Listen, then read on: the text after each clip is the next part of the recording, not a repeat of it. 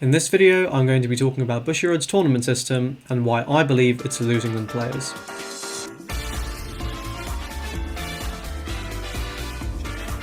So, as my long-time viewers know, I play physical TCGs at a highly competitive level. I got top 8 at the last Buddy Fight Worlds, and I have 18 top 8s in competitive TCGs, so I've been playing them for a while. In fact, for close to 10 years now, I've been attending TCG tournaments, and I've been attending major Bushiroad events for about 7. The first one was, I believe, in 2013 that I went to. It was 2013 or 2014. So I've experienced a lot of different ways that tournaments are run. I've been to Yu-Gi-Oh events, I've been to Magic events. It's not just Bushiroad, but my knowledge is primarily focused on Bushiroad. So that is what I'm going to be talking about. And additionally, I'm going to be primarily focusing on Buddy Fight in this video because that is, again, what I know most about. So let's start with the basics. Bushiroad organises their tournaments into several levels. At the bottom is the locals level. At this level, you show up to your LGS, your local game store, you pay your entry fee, usually a few pounds, and you play some Swiss before a top cut, and then everyone gets a promo card for the month, plus, depending on how well you've done, usually some prizes. How fun this is primarily dependent on your community, but this is the bread and butter for every TCG, and frankly, I have no issue with the way this is run. Now, Bushiroad have experimented in the past with how good these shop promos are, and there are positives and negatives to either making them garbage, staples, or something in between. If a card is an absolute staple, it means you have to get it. Like, you have to get it.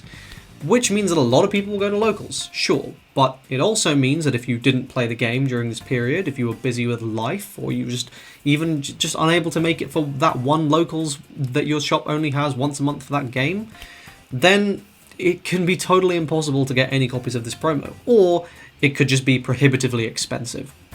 If the card sucks, you don't have this issue, no one really cares about the promo, but you can see a drop in attendance as players who perhaps need that incentive to make an hour trip, for example, just don't have it.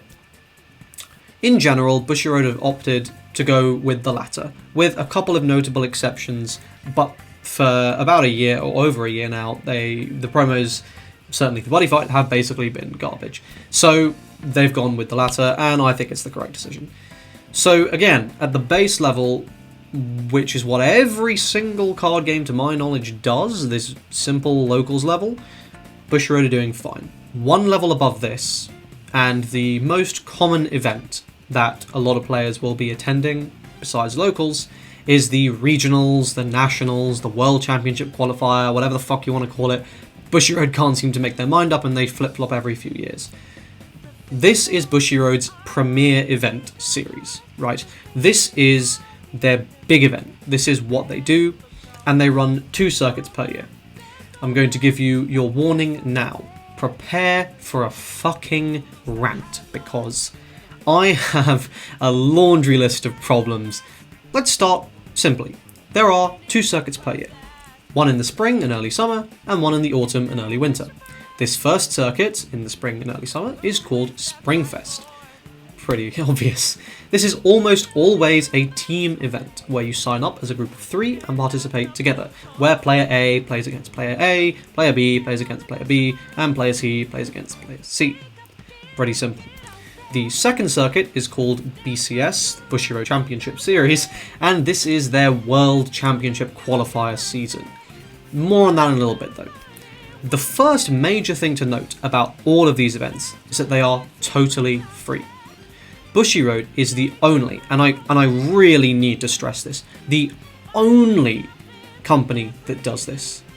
There is a very good reason that Konami, Wizards of the Coast, Pokemon, the Force of Will company, all these companies charge an entry fee. They need to pay for the venue. They need to compensate the judges. They need to provide good prize support. Those are the big 3. So immediately, it should be clear that this is a little bit strange, especially given that Bushiroad also provide a lot of entry prizes for all of these events. So they're basically paying for it entirely on their own. Now, I've spoken to a lot of Bushiroad staff at regionals and at the World Championships that I've attended, and they've all told me the same thing. These events are free, so casuals can attend, and they believe that if they charge an entry fee, they'll alienate a lot of players. So before I just completely pop off on this, let me say that to an extent I get what they're saying, right? Usually, casual players only have a few people to play with in their area. Massive locals are not that common. Usually it's going to be 5, 10 players, most locals. So traveling to one of these major events is going to be really significant for these players. It's the largest community contact they get all year. Additionally, by not charging a fee, they have an excuse to limit prize support, which in Bushiroad's mind, bear with me, in their mind, this means that they'll reduce how competitive the game is. And by reducing how competitive the game is at these events, it's much more accessible for a casual because they're not just going to get ruffle stomped by a ton of hyper-competitive players, as you might see at a YCS. The reason I said I understand this to an extent is because if you think about it for more than half a fucking picosecond, you realise it's totally fucking asinine. Trying to reduce the competitiveness of the games you publish and simultaneously hosting a circuit whose final event is the World Championship Finals is a total contradiction. These two mentalities or philosophies, whatever you want to call them, they cannot coexist. They are contradictory. You have to pick one and go with it. And that's why I wouldn't have an issue with Springfests charging less. There's nothing on the line besides some cool promo cards, which, to be fair, are actually worth quite a lot financially, and they're just inherently more casual events as a result. There is no second stage, there is no European Quality Championships, there is no World Championships at the Springfest. But notice, I said less of a fee. I didn't say free. Let's be real here. There is basically no one local to these massive events. Even when they take place in London, which in Europe has the largest centralised number of Bushiroad game players in that small area. Now I'll say again, I'm talking about Europe here from the European perspective. I'm not 100% sure about America and Asia, but I imagine it's pretty similar. People will be paying at bare minimum, just for their travel to and from the venue, £10 to £15. Most people attending these events will be paying £100 to £200 per event in travel and accommodation, and that's only if they're going to stay for a couple days. If they want to extend their trips, these costs can go a lot higher. So when someone is already putting up that much money, is £10, £15, £20 as an entry fee to the event really going to deter them? Of course it's not. And speaking of that entry fee, let's get back to how it should be spent. Judges need to be suitably compensated for their time, and adequate prize support needs to be provided. Obviously the venue needs to be paid for, but to be fair, Bushiroad seems totally cool doing that off their own back. The prize support side is really simple. If you charge everyone a fee, you can give boxes of product as prizes at the end. This is a super easy one, and many companies and even unofficial tournaments do this because it's really low effort. Yu-Gi-Oh! Has actually been doing something different. And YCS, if you win, you'll get a prize card, you'll get a PS4, and you'll also get your invite and accommodation and travel and all that to the Continental Championships. So you're actually getting something physical, and having something physical you can go home with and sell potentially really goes a long way to helping your players feel that their investment of a lot of time and a lot of money has not been wasted. Now, the far more serious topic here is the judging. Let me be frank. Bushiroad judges are treated like absolute dog shit.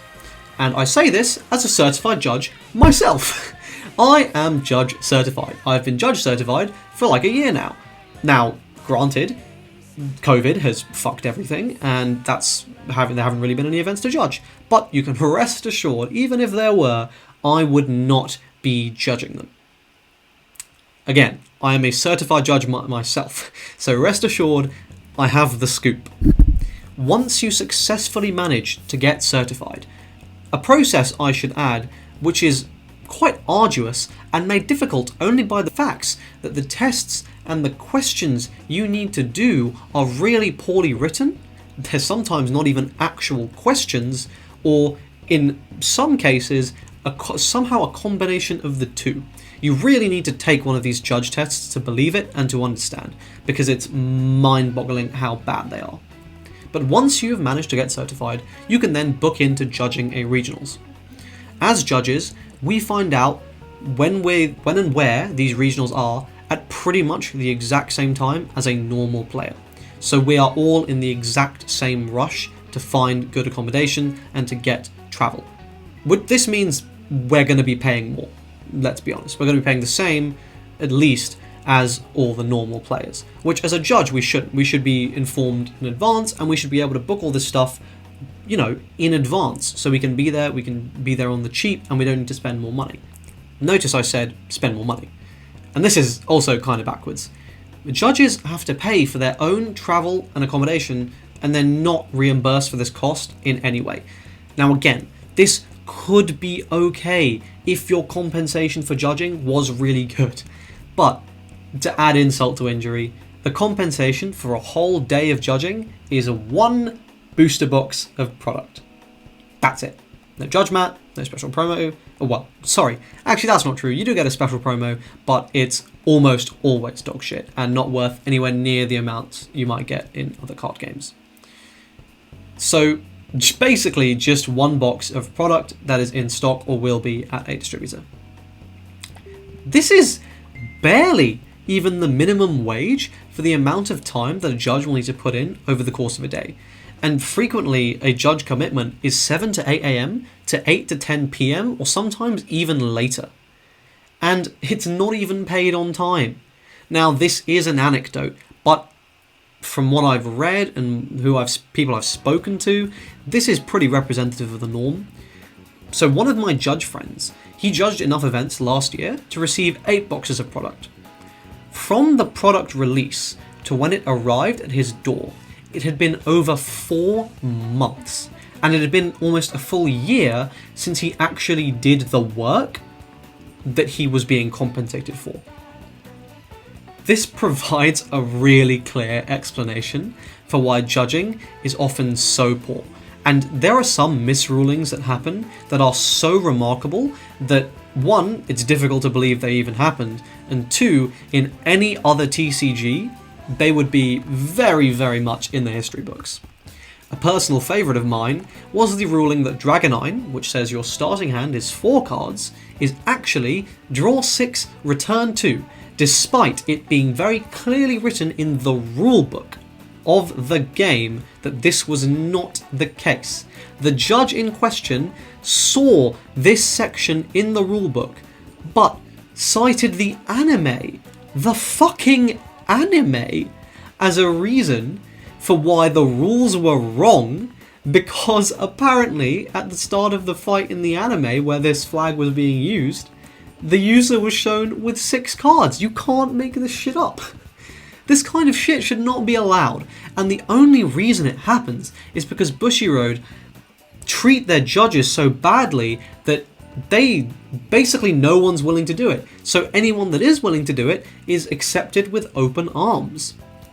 And frankly, the qualifications for being a judge are not very high. Really, only a surface level knowledge of the rules is needed, because again, they'll take anyone and everyone. I mean, the best buddy fight judge in Europe doesn't even play the fucking game. This is the level. It's incredible. For Bushiroad, the World Finals are meant to be a showcase of everything great about the competitive scene, which is obviously quite contradictory given they don't want their games to be super competitive, but we'll leave that for now. They fly winners out from all over the world to Japan, and they host them in a nice hotel. Those second places and third places who also qualify do need to pay their own way. Well, what do you get for all that? You get a playmat. It looks kinda nice, I guess. The most recent one, I mean everyone before it has frankly looked absolutely terrible. The promo card is, again, for Buddy Fight, absolutely terrible. And this is by design. To quote a member of staff, this is to ensure that the secondary market value isn't too high. Huh? Well, why are you concerned with that at all? Surely the focus should be on rewarding players who have dedicated hundreds or even thousands of hours to becoming world's levels competitors at your games.